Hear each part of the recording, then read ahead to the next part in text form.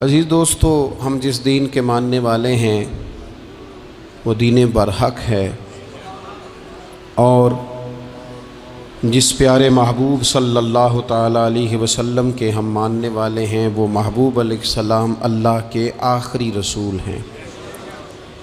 نبی اکرم صلی اللہ تعالیٰ علیہ وسلم کامل اکمل اور مکمل دین لے کر تشریف لائے۔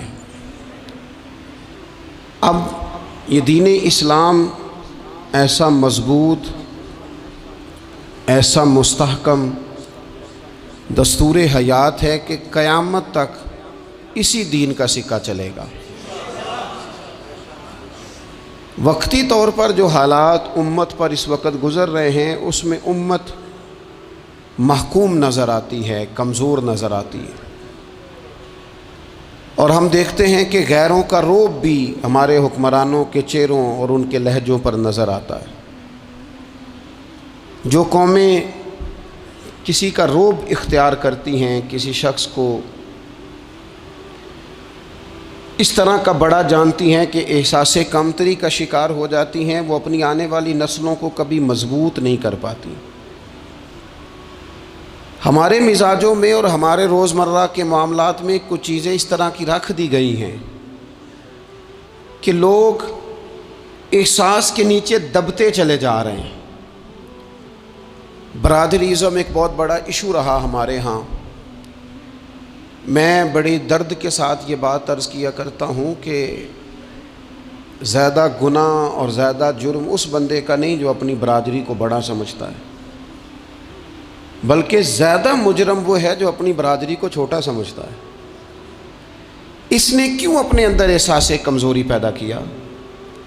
اس کو کیوں ضرورت پیش آئی یہ کہنے کی کہ میں کسی کمزور قبیلے سے تعلق رکھتا ہوں؟ اسے کھل کے کہنا چاہیے تھا کہ میں بھی جناب آدم کا بیٹا ہوں۔ اسے کھل کے کہنا چاہیے تھا کہ میں بھی رسول رحمت کا غلام ہوں، میں بھی اللہ کا بندہ ہوں۔ کھل کر بات کرنی چاہیے۔ احساس کے نیچے دب جانا، پریشان۔ پھر اسی طرح کا معاملہ امیری غریبی کا ہے۔ غربا کیوں یہ سمجھ بیٹھتے ہیں کہ جس کے پاس پیسے زیادہ ہیں شاید فضل بھی زیادہ اسی کے پاس ہے؟ کیوں اس احساس سے باہر نہیں آتے؟ اگر دولت بہت اعلیٰ ہوتی نا اور بڑی ہی قیمتی ہوتی تو سب سے زیادہ سیدہ فاطمہ زہرا کے گھر میں ہوتی، سب سے زیادہ تجوریاں سیدہ عائشہ صدیقہ کے پاس ہوتی، لیکن یہ زیادہ قیمتی نہیں تھی، اس لیے دروازہ رسول پہ بھی نہیں تھی۔ تو اسی طرح کا معاملہ کچھ لوگوں کا ہے۔ میں نے اپنی زندگی میں یہ دیکھا ہے کہ مذہبی ماحول سے وابستہ لوگ کئی دفعہ بڑے پریشان ہو جاتے ہیں کہ میں تو مولوی صاحب ہوں، اور محلے کا مولوی بنا کے جب کسی کو رکھا جاتا ہے تو بیچارہ ویسے بھی پریشان ہو جاتا ہے۔ اس کی ذمہ داری ہوتی ہے کہ تو نے وقت پہ جنازہ پڑھانا ہے، ٹائم پہ کول پہ آ جانا، 10ویں پہ وقت پہ پہنچنا، غیر حاضر نہ ہونا۔ کچھ جگہوں پہ یہ بھی رواج ہے کہ جناب آپ کو 7 دن اور 10 دن مسلسل بیٹھنا ہے اور پڑھائی کرنی ہے۔ وہ آہستہ آہستہ آہستہ آہستہ بچے احساس کا شکار، یعنی قرآن شریف پڑھنے والے بچے اور کتاب و سنت کی تعلیم حاصل کرنے والے بچے، لیکن انہیں یہ کہا جاتا ہے کہ چلو فلانی جگہ قرآن پاک پڑھنے چلتے، قرآن پڑھنے جا رہے ہیں۔ قرآن انقلاب کی کتاب ہے، قرآن بندے کو عروج دیتا ہے، لیکن ان بچوں کی ذہنی ساخت یہ بنائی جا رہی ہے کہ چلو قرآن پاک پڑھنے چلتے ہیں، وہاں بریانی ملے گی کھانے کو، گوشت ملے گا کھانے کو۔ شکایت ہے مجھے یا رب خدا بندان مکتب سے، سبق شاہی ہے بچوں کو دے رہے ہیں خاک بازی کا۔ اتنی چھوٹی جب آپ کسی کی سوچ بنا دیتے ہیں تو پھر وہ آپ کہیں کہ وہ انقلاب برپا کرے، وہ کوئی بڑا کارنامہ سر انجام دے، یہ ہوتا نہیں، ممکن نہیں ہوتا۔ جب آپ آہستہ آہستہ کر کے احساس کمزوری کے نیچے دبتے چلے جاتے ہیں، دبتے، حالات خراب ہو جاتے ہیں۔ ہمارے بزرگ ہمیں کہا کرتے تھے کہ مولوی ہونا کوئی تانا ہے، اور ہم نے حالات بدلتے دیکھے۔ ایک ٹائم ایسا تھا کہ مولوی ہونا لوگ تانا سمجھتے تھے، ہمیں بھی کہا چاہو مولوی صاحب ادھر آئیں۔ آپ کو دیانتداری سے کہتا ہوں ہم نے وہ دور بھی انجوائے کر کے گزارا ہے جے کسی ایک باری مولوی آکھے تو انہوں آکھے یارے کوئی پریشانی والی گل ہے، شکر ہے اسی مولوی ہیں، یہ کوئی پریشانی ہے؟ آپ کیوں پریشان ہو گئے؟ مولوی کسی تانے مینے کا نام ہے۔ اور پھر وہ جو کل تک کہہ رہا تھا نا کہ او ہو تسی تو مولوی بن گئے ہو، پھر ہم نے وہ دور بھی دیکھا، اس نے کہا یار 2 منٹ کھڑا ہو تیرے ساتھ تصویر بنانی ہے، وہ دور بھی دیکھا، یہ دور بھی دیکھا۔ تھوڑا سا نا اپنی زندگی کے اندر خودداری، عزت نفس، وقار، اسلام عروج دیتا ہے بندے کو۔ مسلمان تیزی سے دبتے چلے جاتے ہیں۔ ملک شام کا بندہ آ گیا حضرت عمر کو ملنے، اس نے آتے ہی پوچھا تمہارے بادشاہ کا محل کہاں؟ انہوں نے کہا جی ہمارے بادشاہ کا محل نہیں ہوتا، ہمارے ہاں لوگوں نے سمجھ لیا نا کہ روب شاید کپڑوں کا ہوتا ہے، روب شاید گاڑیوں کا ہوتا ہے، بنگلوں کا ہوتا ہے، بہت بڑی کوٹھی کا روب ہوتا ہے۔ اور نہیں بھائی، روب تو بندے کے کردار کا ہوتا ہے، اس کے افکار کا روب ہوتا ہے، روب اس کے اونچے خیالات کا ہوتا ہے۔ کہاں ہے آپ کے بادشاہ کا محل؟ تو نے کہا محل شہل تو کوئی نہیں، مسجد میں ہوں گے امیر المومنین۔ بندہ کہتا ہے میں سوچ میں پڑ گیا کہ جس کے نام سے میرا بادشاہ کانپتا ہے وہ مسجد میں ہوگا، گن مین ہی کوئی نہیں، ہٹو بچو ہی کوئی نہیں، ادھر ادھر ہی کوئی نہیں، پہرے دار ہی کوئی نہیں۔ مسجد میں جا کے پوچھا جناب عمر، کہنے لگے ادھر ہی تھے۔ کدھر ہیں بھئی حضرت؟ وہ کدھر ہیں بھئی؟ ادھر ہی تھے۔ کہنے لگا میں حیران ہو گیا کہ یہ بادشاہ کی بات ہو رہی ہے۔ ایک صاحب کہنے لگے وہ کھجوروں کے باغ کی طرف جا رہے تھے، کہتے ہیں میں کھجوروں کے باغ میں گیا تو ایک بندے سے پوچھا امیر المومنین، کہنے لگا وہ سامنے کی طرف جا رہے تھے، ادھر گیا۔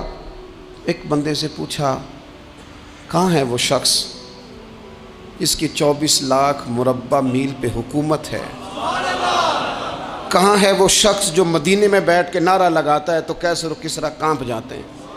وہ بندہ کدھر ہے کہ جس کی بات جگہ جگہ ہوتی ہے، جس کا تذکرہ سنا ہے کہ اسے دیکھ کے شیطان بھی رستے بدل جاتا ہے؟ انہوں نے کہا وہ دیکھ رہے ہو کھجور کے درخت کے نیچے کنویں کے ساتھ مٹی کا ڈھیلا تکیے کی جگہ رکھ کے وہ جو تامت باندھے کرتا پہنے سویا ہے وہی تو فاروق اعظم ہے۔ وہ شخص کہتا ہے عمر سوئے تھے۔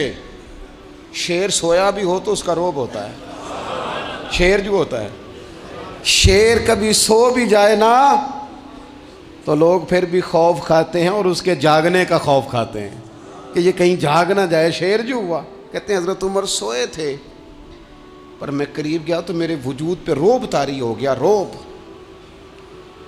اور میری زبان سے بے ساختہ یہ جملے نکلے کہ عمر تو انصاف کر کے سویا ہے نا، تو مٹی کے ڈھیلے پہ بھی تجھے سکون کی نیند ہے۔ خودداری، وقار، عزت، یہ احساس کمتری سے باہر نکلیں۔ ہم نے اپنے بچوں کو مسل ڈالا ہے، وہ تسی ماڑے دے بچے ہو، تسی تو نہیں نہ آگے جا سکتے، وہ اسی غریب لوگ نہ بیٹے تو فلانے کے ساتھ نہ جایا۔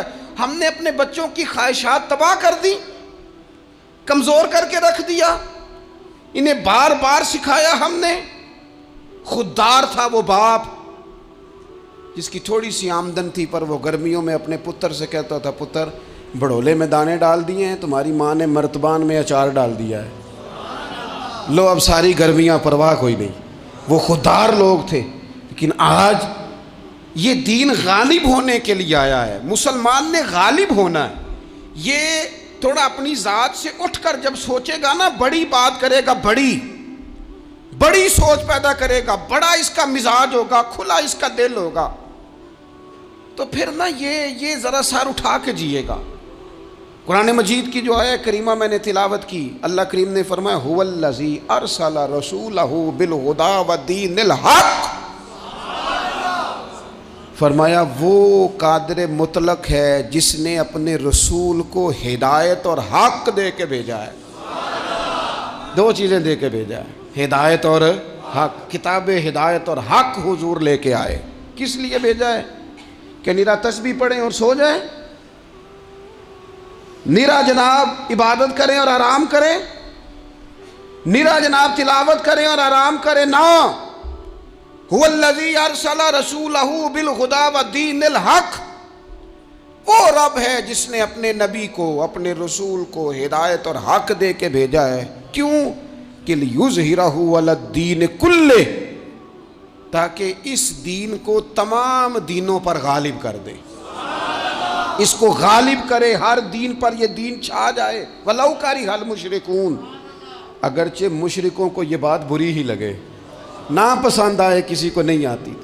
لِيُظْهِرَهُ عَلَى الدِّينِ كُلِّهِ، یہ دین غالب ہونے کے لیے آیا۔ غالب، تو نماز بھی پڑھ، عبادت بھی کر، لیکن یہ بھی خیال رکھ کہ دنیا میں نماز والے نبی کا نظام بھی قائم کرنا ہے۔ تیرے پاس نری مسجد نہیں ہونی چاہیے، حکومت بھی ہونی چاہیے۔ مسلمان کے ہاتھ میں نری تسبیح نہیں ہوگی، یہ انان حکومت بھی چلائے گا۔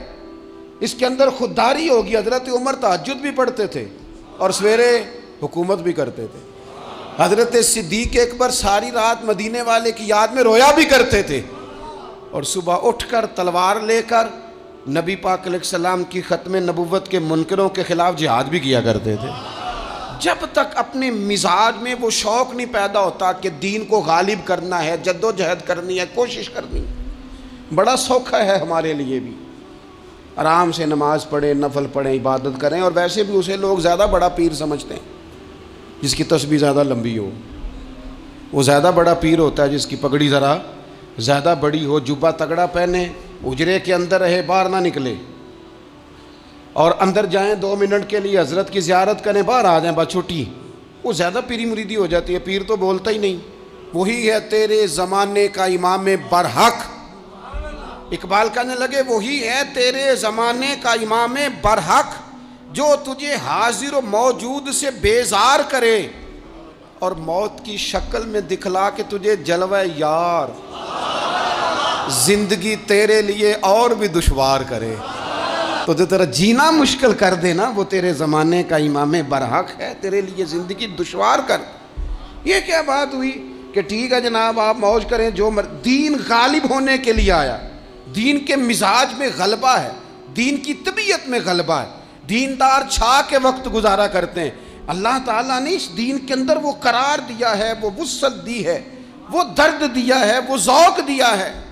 اپنے اندر سے وہ بت توڑ ڈالیں جو بت مایوسی پھیلاتے ہیں، ان جگہوں سے نکل آئیں جہاں انسان کمزور پڑتا ہے۔ اٹھ باندھ کمر کیوں ڈرتا ہے، پھر دیکھ خدا کیا کرتا ہے۔ آگے کی طرف دیکھیں، آگے کی طرف دیکھیں۔ میرے نبی اکرم صلی اللہ تعالیٰ علیہ وسلم نے فرمایا حالات جتنے بھی خراب آ جائیں، ماحول جتنا بھی بگڑ جائے، امت پر دشواری جتنی بھی آئے، حضور علیہ الصلوۃ والسلام نے فرمایا ہے یہ دین اسلام ہے، یہ مسلم کے لفظ ہیں، حضور فرماتے ہیں یہ دین ہمیشہ قائم رہے گا، اور فرمایا ایک جماعت ہوگی پوری میری امت کی جو دین اسلام کے دفاع میں کام کرتی رہے گی، جد و جہد کرتی رہے گی، کوشش کرتی رہے گی، ہمت کرتی رہے گی۔ میرے عزیز حضور نے فرمایا ہمیشہ یہ دین قائم رہے گا، اور ایک جماعت ہمیشہ اس دین کے لیے کام کرتی رہے گی۔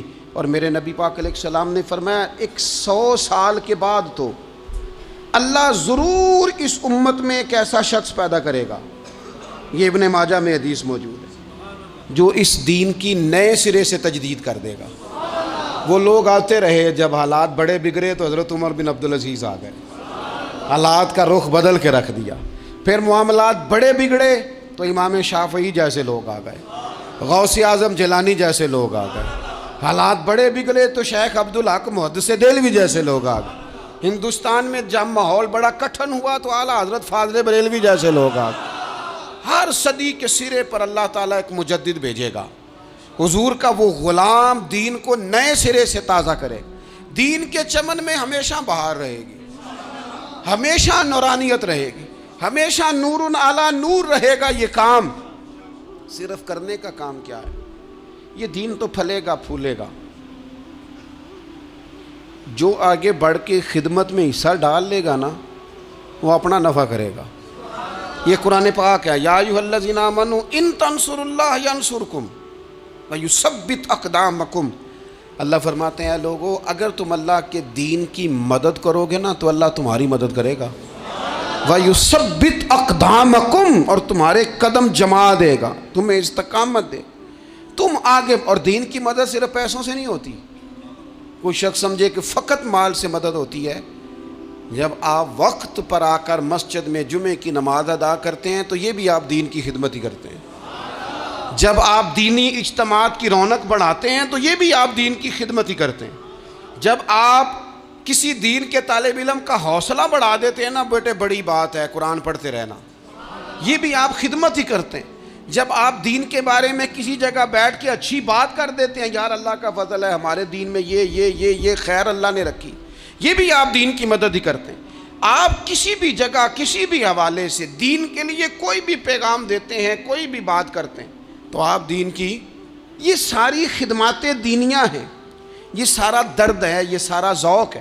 ہم اپنا اپنا حصہ جس طرح بھی ملا سکیں دین کی حمایت میں، دین کی مدد میں۔ جہاں کوئی ایسی بات ہو رہی ہو وہاں ہم دفاع کے لیے کھڑے ہو جائیں۔ ہر شخص اپنے اپنے مقام پر دینی ابلاغ میں، دین کی تبلیغ میں اپنا کردار ادا کرے۔ ایک جملہ کوئی بول دے نا رسول پاک کے دین کی مدد میں، ایک جملہ، یعنی کسی کو صرف اتنا کہہ دینا کہ یار تو اپنے بیٹے کو، تیرے 5 بیٹے ہیں، ایک کو قرآن مجید کا عالم ہی بنا دے، تو کہہ کے چلا گیا اور تو تیری وجہ تجھے خبر بھی نہیں کہ شاید اس نے تیری وجہ سے اسے داخل کرایا ہے، لیکن وہ اگر آ گیا پڑھ گیا تو دیکھ تجھے اجر اللہ کتنا عطا فرمائے۔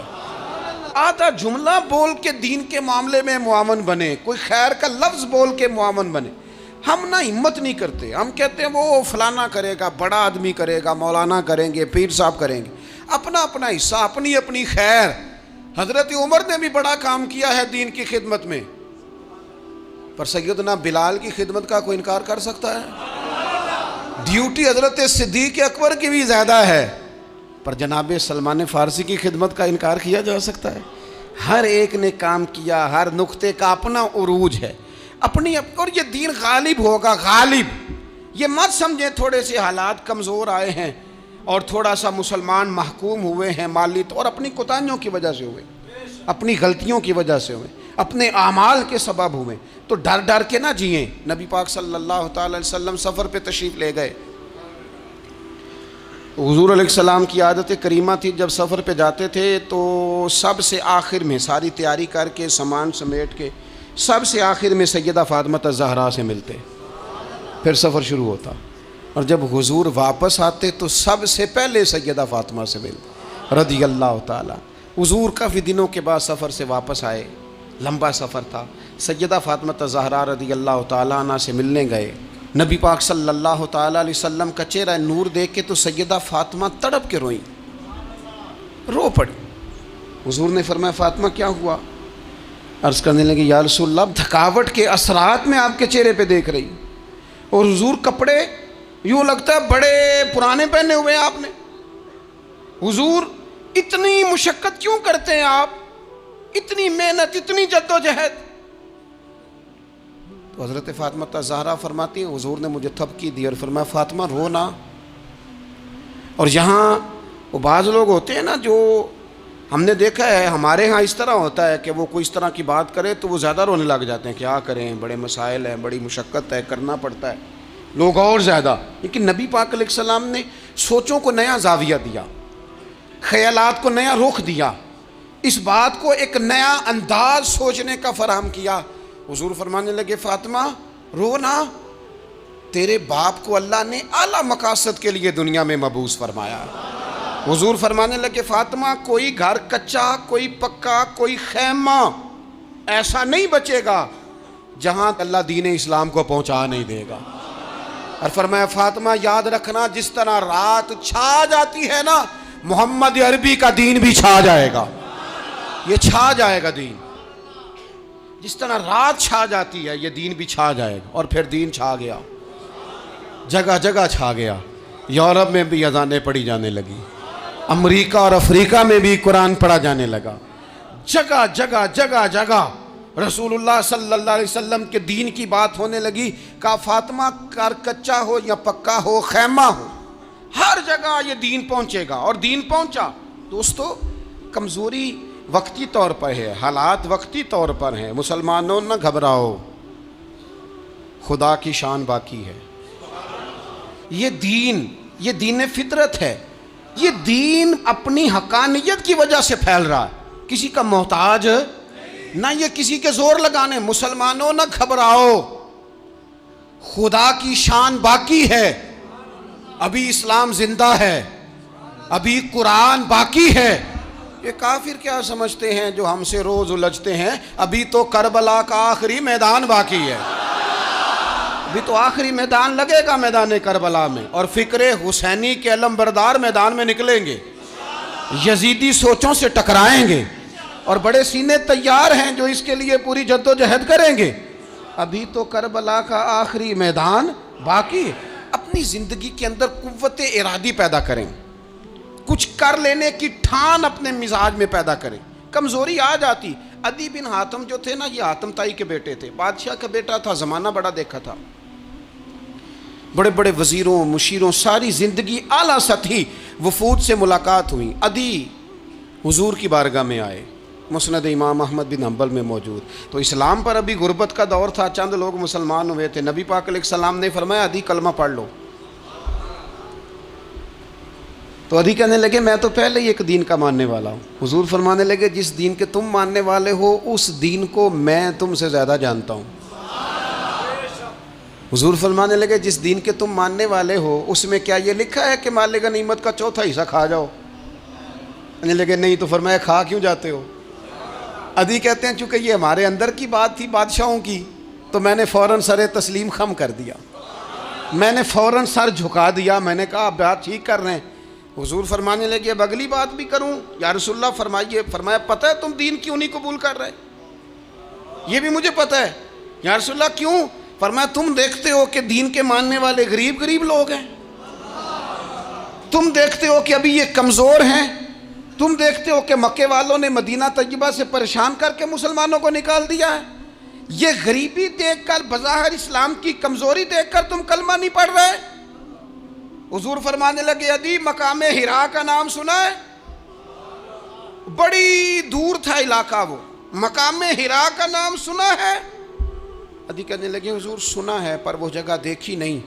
محبوب فرمانے لگے سن، میں وہ وقت لے کے آؤں گا، میرا دین اس طرح نافذ ہوگا کہ ایک عورت مقام حرا سے اونٹنی پہ اکیلی بیٹھے گی اور اکیلی آئے گی اور آ کے بیت اللہ کا طواف کرے گی، سوائے اسے اللہ کے کسی کا خوف نہیں ہوگا، رب کے علاوہ کسی سے نہیں ڈرے گی۔ یہ دور آئے گا، تو دیکھ رہا ہے کہ صرف مکے پہ حکومت نہیں دنیا پہ مسلمان چھا جائیں گے۔ اور حضور فرمانے لگے کسرا کا نام سنا ہے؟ کہا حضور وہ تو بظاہر اس وقت بڑا تگڑا بادشاہ ہے۔ فرمایا اس کے علاقے بھی فتح ہوں گے، وہ خزانے مسلمانوں کے پاس آئیں گے۔ اور فرمایا تو تیسری بات نبی پاک نے بیان کی، فرمایا تو یہ دیکھ رہا ہے کہ مسلمانوں میں غربت ہے؟ فرمایا عدی ایک وقت آئے گا لوگ دینے کے لیے نکلیں گے پر انہیں لینے والا کوئی نہیں ملے گا۔ ایک وقت آئے گا لوگ دینے نکلیں گے لینے کوئی نہیں آئے گا۔ عدی کہتے ہیں کہ میں رسول کریم کا کلمہ پڑھ کے مسلمان ہو گیا، اور پھر زیادہ دور نہیں گزرا، عدی رویا کرتے تھے، حاتم تائی کے بیٹے عدی رویا کرتے تھے اور رو کے بتایا کرتے تھے لوگوں وہ جو حضور نے فرمایا تھا نا بی بی حرا سے چلے گی اور طواف کرے گی، وہ بی بی میں نے اپنی آنکھوں سے آتی دیکھی، میں نے اس تنہا عورت کو حضور سید عالم کی پیشن گوئی کے مطابق بیت اللہ کا طواف کرتے دیکھا، اسے سوائے اللہ کے کسی کا ڈر نہیں تھا۔ اور عدی کہنے لگے وہ جو حضور نے فرمایا تھا نا کہ کسرا کے خزانے فتح ہوں گے، فرمایا وہ جب فتح ہو رہی تھی تو میں خود اس جنگ میں شریک تھا، مجھے اللہ نے موقع دیا، میں مجاہدوں میں شامل تھا۔ اور فرمانے لگے تیسری پیشن گوئی رہ گئی ہے، مجھے امید ہے وہ بھی پوری ہوگی۔ حضرت عمر بن عبدالعزیز کے زمانے میں آ کے وہ دور بھی آیا کہ لوگ زکوٰۃ دینے نکلتے تھے، لینے والا کوئی نہیں ملتا تھا، لوگ کسی کو غریب سمجھ کے صدقہ دینے لگتے تھے، وہ کہتا تھا بھائی لے جا میں تو رات خود دے کے آیا ہوں، لوگ دینے نکلتے تھے لینے والا کوئی نہیں۔ اسلام کی فطرت میں قدرت نے لچک دی ہے، اتنا ہی یہ ابھرے گا جتنا کہ دبا دو گے۔ یہ مولویوں کی وجہ سے، پیروں کی وجہ سے، سیاستدانوں کی وجہ سے نہیں چھائے گا۔ یہ کیوں چھائے گا کہ ارسل رسولہ بالہدی ودین الحق، یہ اس لیے چھائے گا کہ اللہ نے بھیجا ہی حق کے ساتھ ہے، یہ آیا حق کے ساتھ ہے، لہذا چھا جائے۔ حق ہمیشہ چھا جایا کرتا ہے۔ اور وَقُلْ جَاءَ الْحَقُّ وَزَهَقَ الْبَاطِلُ إِنَّ الْبَاطِلَ كَانَ زَهُوقًا، جب حق آتا ہے تو باطل خود بخود چھپ جاتا ہے، اور باطل ہوتا بھی مٹ جانے کے لیے بس نا یہ دین حضرت خباب بن الارت رضی اللہ تعالیٰ عنہ فرماتے ہیں ہمیں بڑی تکلیف دی کفار مکہ نے، قریش نے بڑا ستایا۔ نبی پاک علیہ السلام خانہ کعبہ کے ساتھ ایک چادر لے کے آرام فرما رہے تھے، ہم حضور کی بارگاہ میں گئے، یا رسول اللہ دعا کریں یہ تباہ ہو جائیں، تنگ بڑا کرتے ہیں، حضور آپ دعا کریں اللہ کی بارگاہ میں۔ تو حضور اٹھ کے بیٹھ گئے، فرمایا جلدی نہ کرو، تم سے پہلے ایسے لوگ گزرے ہیں جن کو گڑوں کے اوپر رکھ کے نا تو آروں سے کاٹ دیا جاتا تھا، وہ 2 ٹکڑے ہو جاتے تھے۔ فرمایا جلدی نہ کرو، تم سے پہلے ایسے لوگ گزرے ہیں کہ لوہے کی کنگھیوں سے ان کا گوشت نوچ دیا جاتا تھا، ہڈیاں تک زخمی ہو جاتی تھی، سی نہیں کرتے، زخم پہ زخم کھا کے جی خون جگر کے گھونٹ پی، آہ نہ کر لبوں کو سی، یہ عشق ہے کو دل لگی نہیں۔ کہا خبیب تھوڑا صبر کرو، اور پھر حضور فرمانے لگے خبیب یہ بات یاد رکھنا، جو دین میں لے کے آیا ہوں یہ غالب ہو کے رہے گا، یہ غالب ہوگا، غالب۔ وہ ابو سفیان جو میدان احد میں کہتے تھے فلاں بھی ہم نے مار دیا، فلاں بھی مار دیا، جب 10,000 کا لشکر لے کے نبی پاک گئے تھے نا دوبارہ واپس، 10 سالوں میں 3 لوگ لے کے حضور مکے سے آئے، اور 10,000 کا لشکر لے کے جب دوبارہ گئے نا، ابو سفیان کہنے لگے لڑنا ہی نہیں، کیونکہ جس شان سے معصوم آمنہ آئے ہیں لڑنے والی بات ہی کوئی نہیں، طاقت ہی نہیں، آنکھ نہیں ملا سکتے تو ہاتھ کیسے اٹھائیں گے۔ لیکن پتہ ہے حضور کا طریقہ کیا تھا؟ سیاہ امامہ تھا، اونٹنی پہ بیٹھے تھے، اور گردن محبوب نے اتنی جھکائی تھی کہ وہ اونٹنی کی گردن سے لگ رہی تھی، اس شان کے ساتھ حضور داخل ہوئے۔ اذا جاء نصر اللہ والفتح ورأیت الناس يدخلون فی دین اللہ افواجا۔ اپنے اندر نہ تھوڑی سی، آپ 24 گھنٹے دنیا کمائیں، کوئی منع نہیں کرتا، مال کمائیں، جائیدادیں بنائیں، حلال کمائیں، جتنا مرضی کمائیں، لیکن نہ کچھ تھوڑا سا اپنے آپ کو دین کے لیے، صرف مالی طور پر نہیں۔ ہمارے ہاں ایک بہت بڑا مسئلہ یہ بن گیا ہے کہ صرف مالی طور پر ہم سمجھتے ہیں دین کی مدد کر دیں۔ اگر آپ اپنے پتر کو نمازی بنا چکے ہیں تو ایک کام آپ نے دین کی خدمت کا کر لیا۔ اگر آپ کی بیٹی پردے کی عادی ہو گئی ہے تو آپ نے دین کی خدمت میں ایک حصہ ڈال لیا ہے۔ اگر آپ کے گھر کے اندر آپ ان ساری چیزوں کو بین کرنے میں کامیاب ہو گئے، یا ایھا الذین آمنوا قوا انفسکم واہلیکم نارا، ایمان والو خود بھی دوزخ سے بچو، اپنے اہل خانہ کو بھی بچاؤ۔ اگر فحاشی اور ریانی کا رستہ آپ نے اپنے دروازے کے باہر روک دیا ہے تو آپ نے دین کی خدمت کر لی ہے۔ اگر آپ اپنے دوستوں کو نمازی بنانے میں کامیاب ہو گئے، اگر آپ چند لوگوں کو قرآن پڑھانے میں کامیاب ہوئے ہیں، تو پھر کچھ نہ کچھ حصہ آپ نے دین میں شامل کیا ہے۔ کرنے کا کام یہ ہے کہ اپنا اپنا حصہ اپنی اپنی خیر دین میں ملائیں، جدوجہد کریں، کوشش کریں۔ 2 جملے بول کر، جب کوئی بندہ کہہ رہا ہو نا جی بڑا مشکل ہے دین پہ عمل کرنا، تو اسے کہیں دین پہ ہی چلنا تو آسان ہے، دین پہ چلنا ہی تو آسان ہے۔ جب بڑی دین مخالف باتیں ہو رہی ہوں تو وہاں ساری برادری کٹھی بیٹھی ہے نا، بچے کے دن رکھے جا رہے ہیں، تو میں دین کی خدمت بتا رہا ہوں کیا کیا کرنی ہے۔ بیٹے کے دن طے ہو رہے ہیں تو کوئی کہتا ہے کہ ماموں کو منا لو ناراض ہے، چچا کو منا لو ناراض ہے۔ یہ میں اپنا درد دل آپ کے سامنے رکھ رہا ہوں۔ دین کی خدمت یہ ہے کہ ایک بندہ بیچ میں سے بولے، وہ کہے او شادی میں کوئی غیر شرعی کام نہ کرنا، سب کو منا رہے ہو تو کہیں رب رسول کو ناراض نہ کر لینا۔ یہ تیری دین کے لیے خدمت ہو جائے گی، یہ تیری دین کے لیے خدمت ہو جائے گی۔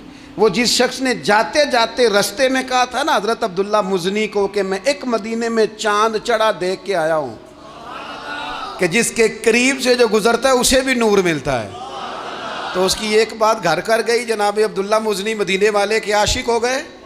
آپ کہہ دیں بات پھیل جائے گی، اللہ اسے پھیلا دے گا۔ اپنے مقام پر بیٹھ کر اپنے میں فیکٹری کے مالک سے کہا کرتا ہوں کہ تو نہ مسجد ضرور بنا چھوٹی سی، دفتر والوں سے کہا کرتا ہوں کہ یہاں نہ نماز باجماعت کا بندوبست ضرور کراؤ۔ میں کہتا ہوں یہ سارے دین کے کام ہیں۔ آپ اپنے حلقہ اثر میں کہیں یہاں نماز باجماعت ہوگی، یہاں سویرے آتے ہی پہلے تلاوت ہوگی، یہاں پہلے قصیدہ بردہ شریف، آپ کوئی خیر کے کام میں اپنا حصہ ڈالتے رہیں، انشاءاللہ یہیں سے چنگاریاں بنیں گی، یہیں سے انقلاب برپا ہوگا۔ اور امام جعفر صادق کے قول پر اپنی بات سمیٹوں گا. کسی نے کہا تھا میں دین کی تبلیغ کرنا چاہتا ہوں، تو فرمانے لگے سوکھا حال ہے، تو دین پہ عمل کرنا شروع کر دے. دین کی تبلیغ ہونی شروع ہو گئی، عمل کر.